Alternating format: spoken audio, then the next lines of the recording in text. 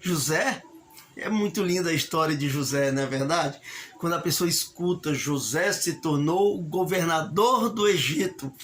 Verdade, está na Bíblia que ele se tornou o governador do Egito e acima dele só tinha quem? Faraó. Mas ninguém quer passar pelo processo que José passou.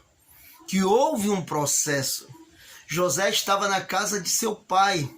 Ele se encontrava junto com seus irmãos e ali havia uma rivalidade da parte dos seus irmãos contra a sua pessoa.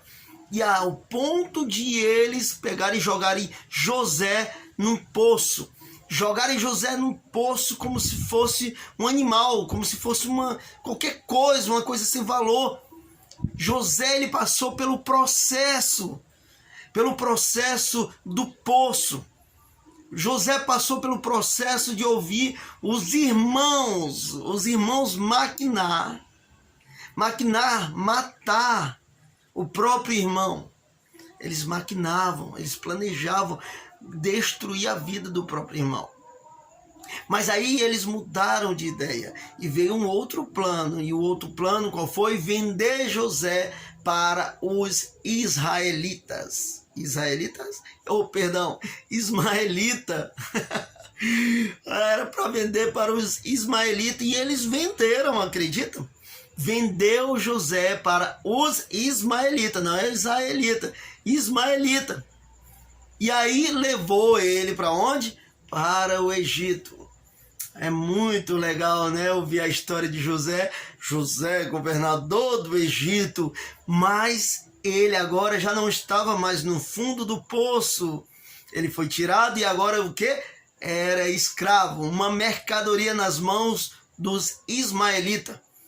Ele foi levado pelo ismaelita e chegou lá como um produto, como uma mercadoria, como escravo. Quer passar pelo processo? Escuta mais. Chegando lá, ele ficou exposto para ser vendido como escravo.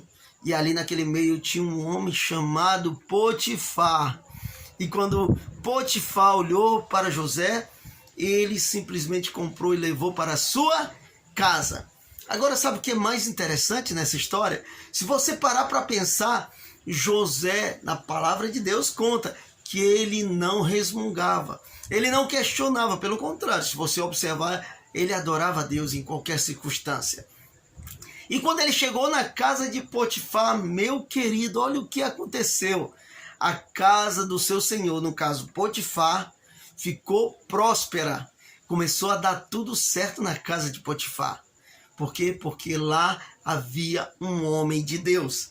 Lá havia um verdadeiro adorador que adorava o Pai, independente da situação que ele se encontrava. Quer passar pelo processo? Escuta mais. José, estando na casa de Potifar, tudo foi entregue nas suas mãos de José. Exatamente. Tudo ficou nas mãos de José. Mas, infelizmente, a mulher de Potifar, ela ficou interessada em José.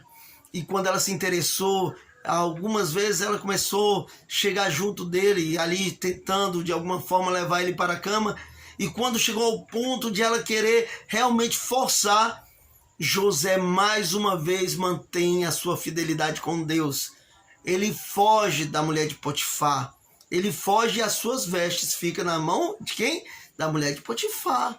Pensa, o inimigo ele é tão sarcástico, mesmo a pessoa andando no caminho reto, andando com seriedade, o inimigo ele tenta de várias formas derrubar. Esse é o processo na vida de José. Quer passar pelo processo? Escuta mais. E ali, naquele momento, quando ela se sente rejeitada por José, ela fala para Potifar que José tentou lhe atacar. Olha, como é sarcástica, como é astuciosa. Usada pelo inimigo, ela mente e Potifar lança ele onde? Na prisão. José foi para a prisão. Ei, mais uma vez eu te pergunto, quer passar pelo processo? Pois escuta mais. José, quando chega na prisão, ali ele passa a ser próspero até dentro da prisão, ao ponto do carcereiro confiar a chave de todas as cadeias nas mãos de José. Para você ver, né? Em todos os lugares, um filho de Deus, uma filha de Deus, se realmente se coloca à disposição do Senhor, é abençoado, e você é bênção para aqueles que se aproximar de você, porque até os presos foram abençoados com a presença de José. E José na cadeia, ele estava sendo próspero, ele estava sendo ali o quê? Pode-se dizer o braço direito do carcereiro, ajudando ali o carcereiro em tudo. E lá dentro, de repente, ele se depara com dois presos diferentes ali, o padeiro e o copeiro. E eles estão muito preocupados porque tiveram um sonho diferente. E quando eles contam o sonho, José, ele tem um discernimento e consegue revelar os sonhos dele. E ele conta o sonho tanto para o padeiro como para o copeiro.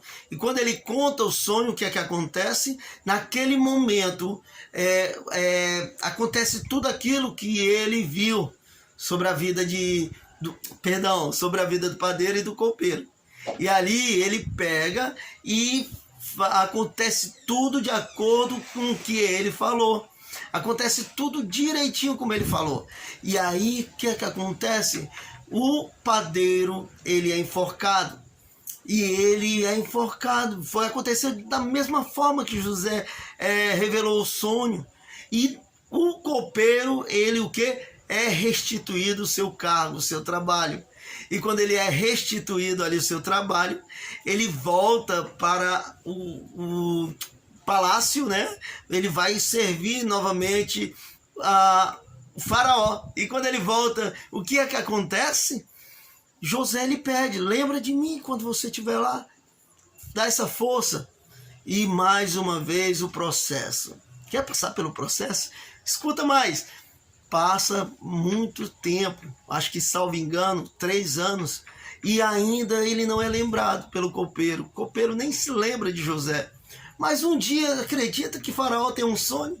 Quando o Faraó tem um sonho, negócio, a história de 7 vacas magras, 7 vacas gordas, e as 7 vacas magras comem as gordas, e assim depois ele sonha as espigas lindas, bem cheias, e de repente saem umas espigas velhas, magras, né, todas birrentas, e engole-as, não sei como, viu, que eu não sei como é que tem boca, mas está escrito, né, que elas conseguem destruir as espigas lindas. E aí o que é que acontece?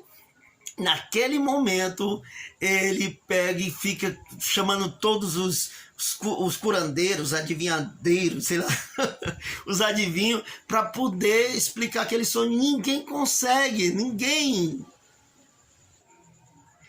Pois é, aí ali naquele momento, Faraó, ele fica ali revoltado, chateado, porque ninguém consegue adivinhar o sonho dele. E ali o copeiro, ó, ele lembra: ei, lá na prisão, Faraó, havia um homem chamado José, um israelita, que ele conseguiu discernir, revelar o sonho, porque ele contou a minha história, o sonho, ele discerniu o sonho e contou exatamente que iria ser restituído o meu cargo de copeiro. E Faraó, ele manda chamar José. E naquele momento, com certeza José na prisão, né, manda passar por um momento de um banho, né, uma roupa, umas vestes limpas, e leva José para se apresentar a Faraó. E naquele momento, Faraó conta todo o seu sonho. E José diz que ele não consegue discernir. E Faraó já começa, né, não consegue, não. Quem consegue é Deus na minha vida. Deus é que revela o seu sonho. Aí José vai e conta, né? Revela o que significa o sonho. Ó, as 7 vacas gordas é o período de 7 anos de fartura. As 7 espigas lindas significa 7 anos de fartura. E as 7 espigas que devoram as espigas lindas significa que são 7 anos após de escassez. Assim, da mesma forma, as 7 vacas magras significa 7 anos de escassez. Então, o que o Senhor pode fazer, no caso, Faraó, o que você pode fazer, Faraó? Você tem que levantar governadores para poder fazer uma colheita grande, celeiros, para poder, num período que passar os 7 anos de fartura, eles poderem, no período dos 7 anos de escassez, ter bastante colheitas, ter bastante mantimentos para poder tanto suprir as necessidades aqui do Egito, como também vender para os povos que vão vir para comprar. E ele fala para Faraó para levantar governadores. E Faraó olha para os outros, os servos que estavam ali, e diz: quem é que nós poderíamos escolher para fazer tal serviço? Lembra? José, ele falou governadores, levantar líderes, governadores, para poder organizar todo esse processo. E Faraó pega e naquele momento coloca o anel no seu dedo e diz: este será você, José. Você será o governador do Egito. E acima de você só estará eu no trono. E naquele momento ele levanta José como governador do Egito. E aí sim, ele toma de conta faz todo o processo em questão dos 7 anos de fartura, e ali ele consegue fazer todo aquele processo de cuidar para poder, no período dos 7 anos da escassez, aí sim ele possa manter a bênção, no caso, poder manter, suprir as necessidades do Egito e todos os povos das regiões. E o mais incrível que parece é que você olha essa história toda, tudo Deus preparou no sentido, eu não estou dizendo que a venda dos irmãos tal, porque Deus ele tem as suas formas de trabalhar. Muitas vezes Deus tem a forma de trabalhar, mas só que, como uma vez eu vi um pregador falando, aquilo que foi de mal que os irmãos deles fizeram com ele, foi construído, se transformou em bênção. Acho que está mais ou menos no rumo aqui a palavra. O que foi mal, o que os irmãos de José fez, se transformou em bênção. O próprio José falou para os seus irmãos, aliás, lembrando aqui, cabeça essa minha, o próprio José falou para os irmãos dele, porque os irmãos dele ficou preocupado, mas na realidade José não quis se vingar dos seus irmãos, pelo contrário, José, ele hoje, no caso, na história lá hoje, naquele momento, José, governador do Egito, ele se tornou o quê? Uma bênção tanto para o povo do Egito, como todas as regiões, e principalmente para os seus familiares. Para você ver, o processo. Passar pelo processo. Porque é muito bom, muitas vezes, a gente pensar: eu queria ter isso, eu queria ter aquilo, eu queria ser tal, ser isso, ter poder, ter dinheiro. Tem até o meu tio, o pastor Alex, que ele fala muitas vezes: eu sei como é eu ganhando R$1.000, mas como é que seria eu ganhando 10 mil? Na realidade, nós não nos conhecemos. Mas só que Deus, ele conhece o meu e o teu coração. E passar pelo processo é a melhor coisa que existe, porque cria o quê? Maturidade. Maturidade, porque você vai aprendendo a ser maduro e ter atitudes sábias nas horas certas, nos momentos certos. E você se torna uma bênção aonde você chega. Sabe por quê? Porque você passou pelo processo. Não sei como é que você está. Eu não sei o que é que você está passando, não sei se você já conseguiu sair do processo, mas se você está passando por alguma fase difícil, um processo, descansa no Senhor. Descansa no Pai e confia nele, e o mais ele fará sobre a tua vida, porque vai chegar um momento certo que ele vai agir. Aliás, ele já está agindo. Deus, ele já está agindo na minha vida e na tua vida. Apenas nós temos que descansar no Senhor. Tem até um louvor que é muito lindo, que fala que todas as coisas cooperam para o bem daqueles que amam a Deus. E é na palavra que está escrito, na realidade, né? É na palavra que diz que todas as coisas cooperam para o bem daqueles que amam a Deus. Todas as coisas cooperam para o teu bem. Você ama a Deus? Então, confia nele. Você já confiou a tua vida ao Senhor? Então, confia nele. Ah, Renato, eu ainda não entreguei a minha vida ao Senhor Jesus Cristo. Nós não estamos aqui para falar de religião A, B ou C. Nós estamos aqui falando de Jesus. Você já entregou?